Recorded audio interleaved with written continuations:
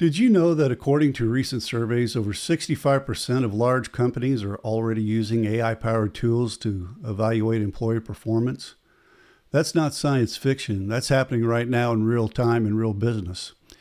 And if you're over 40 like me, actually over 50, you might be wondering, how do I make sure I don't get quietly replaced by an algorithm during my next review? Well, today we're diving into exactly how to prove your worth, use AI smartly, and come out of your next performance review looking completely indispensable. I'm Rod, and joining me is my longtime voice of reason, Mabel. Thanks, Rod. Let's get straight to it. AI is already setting in on your performance reviews, whether you realize it or not. It might not have a nameplate on the door, but it's in the background, analyzing your productivity metrics, your email response times, your project logs, and even your collaboration patterns with the team. So it's looking at my emails now? Absolutely. Modern HR platforms use AI to track communication patterns, summarize quarterly output, flag top contributors based on data points, and even suggest performance ratings to managers before they ever sit down with you. Well, that sounds efficient and objective until you realize the algorithm doesn't know you stayed late 3 nights in a row to help a teammate avoid a complete meltdown, or that you saved a major client relationship with one well-timed phone call that never made it into the CRM. Exactly. AI sees activity, but humans create impact. That's the gap we're going to help you fill today. The difference between keeping your job and thriving in it is all about showcasing the human coefficient, your unique value that AI can't replicate. Let me share something that happened to a friend of mine. Let's call him Mark. Mark had been at his company for around 15 years, solid performer, knew the business inside and out. But last year, his company brought in some fancy AI tools to optimize workflows. During his performance review, his manager had a dashboard full of metrics: emails sent, meetings attended, tasks completed, but the numbers didn't tell the whole story. Mark looked mediocre on paper compared to a younger colleague who was more active on digital platforms. So what happened? Well, Mark came prepared. Instead of just accepting those metrics, he brought a list of specific ways he'd used his experience to prevent problems before they happened. Something no AI could measure. He highlighted the 3 junior team members he'd mentored who were now top performers, and he documented exactly how he'd used the new AI tools to increase his own productivity by 30% in client reporting. Let me guess. The review went differently than his manager expected. Yeah, exactly. Mark not only kept his position, but he got put in charge of training others on effective human AI collaboration. He turned what could have been a threat into an opportunity by showing his human coefficient. Now, let's see this in action with a little role playing. All right, Mabel? You'll be the manager and I'll be the employee. First, let's show everyone how not to handle a performance review in the age of AI. All right, Rod. Thanks for coming in. Let's talk about your performance this quarter. I've got the analytics dashboard here, and it looks like your numbers are, well, they're a bit average. Yeah, I mean, I've been busy, definitely working hard, doing my job and stuff. No major disasters, right? We do love a low bar. Anything specific you feel proud of? Well, I helped with that big spreadsheet kind of, and I used ChatGPT to write those client emails. It was efficient, saved me some time. Wow, groundbreaking. Anyone can use AI tools these days, Rod. What did you bring to the table that an AI couldn't? Hey, nobody complained about me. I mean, that's a good thing, right? That's true, but also, no one really noticed you were here. That's not exactly indispensable, Rod. We need people who add unique value, not just complete tasks. All right, so let's try this again and let's do it the right way. You're up, Mabel. Go ahead. All right, Rod. How do you think you did this quarter? Thanks for asking. I've prepared a brief overview of my key contributions. First, I used AI to automate our client reporting process that saved our team about 6 hours a week collectively. But what I'm really proud of is how I used that extra time. I built a client feedback system that helped boost our satisfaction ratings by 18%. Now that got my attention. That's a significant improvement. I've also been mentoring Josh from the new hire group. He was struggling with our system, so I created a personalized training plan for him. He's now handling 2 major client accounts independently, and I've documented his progress here. I had noticed Josh's improvements, but didn't realize you were behind it. Finally, I put together this internal AI resource guide for our department. It showcases the best ways to use AI tools for our specific workflows.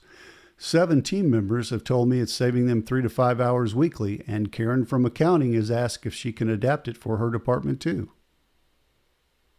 You're not just keeping up, you're elevating the entire team.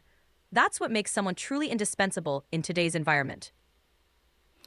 That's been my goal, to combine my experience with these new tools to create maximum impact. Mission accomplished. Let's talk about your leadership development plans for next quarter.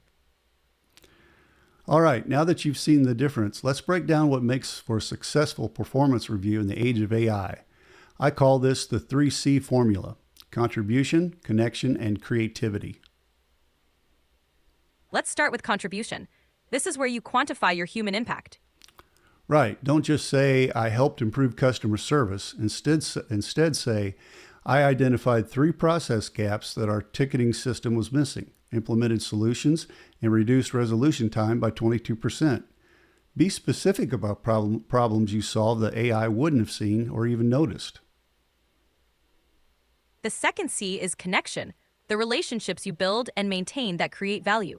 Exactly. Document your mentoring efforts, client relationships you've strengthened, or cross-departmental collaborations you've initiated. For example, I noticed Maria had valuable insights for the Johnson project, so I brought her into the conversation, which ultimately led to us winning the expanded contract. And finally, creativity, how you're innovating and adapting, especially with new technologies. Yeah, and this is crucial. Show how you're using AI as a tool, not competing with it. For instance, I developed a custom prompt library for our team that helps everyone get better results from our AI tools, reducing revision times by about 40%. The key is demonstrating that you're not just doing tasks, you're reimagining how work gets done. Now, the secret to a successful review isn't what you do the week before, it's what you track all year long. 2. Second, collect specific metrics. Don't just say you improve something, measure it. Before and after numbers are powerful evidence of your impact. Go on, what's number 3? Third, save positive feedback. When someone thanks you in an email or mentions your contribution in a meeting, save it in a dedicated folder. These testimonials are gold during review time. And what's 4? Fourth, connect the dots between AI and outcomes. Each month, note how you've used AI tools and what you did with the time or insights they provided. Remember, using AI isn't impressive. What you do with the results is. Right, and if you're not already doing this, start today. Even if your review is next week, documenting a few specific examples of your impact is better than walking in unprepared. We've talked a lot about AI today, but what really matters is understanding your human coefficient, the unique value you bring that no algorithm can replace. For those of us with decades of experience, this often includes pattern recognition. You've seen enough cycles and challenges to spot trends and potential issues before they appear in the data. 2, relationship intelligence. You know how to navigate complex organizational dynamics and get things done through established relationships. 3, contextual judgment. You understand the unwritten rules, the company culture, and when to follow processes versus when to make exceptions. Use common sense. Crisis management. You've weathered enough storms to stay calm and make sound decisions when systems and procedures break down. These are the superpowers that don't show up in activity metrics, but make you truly indispensable when highlighted properly. Before we wrap up, let's give everyone 3 immediate action items. First, schedule 30 minutes this week to document your contributions from the past month, even if it's just bullet points. And next, Second, identify one AI tool that can help streamline a repetitive task you dislike and commit to learning it. you usually talk my leg off and I have to, interrupt you. You're stopping today for some reason. So what's the third thing? Sorry about that. The third action item is to find a quantifiable impact opportunity, something important to your organization where you could make a measurable difference in the next 90 days. And remember, the goal isn't just to survive your next review, it's to position yourself as an invaluable team member who leverages both human wisdom and AI capabilities to create unprecedented value. To help you put all this into practice, I've created a free performance review preparation kit with templates for tracking your wins, a guide to the 3C formula, and 25 powerful phrases to use during your review.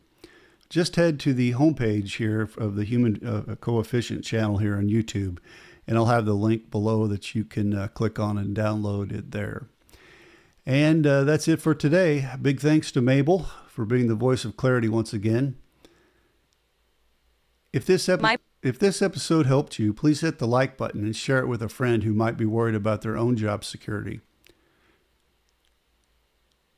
Remember, AI isn't here to replace your humanity, it's here to elevate it.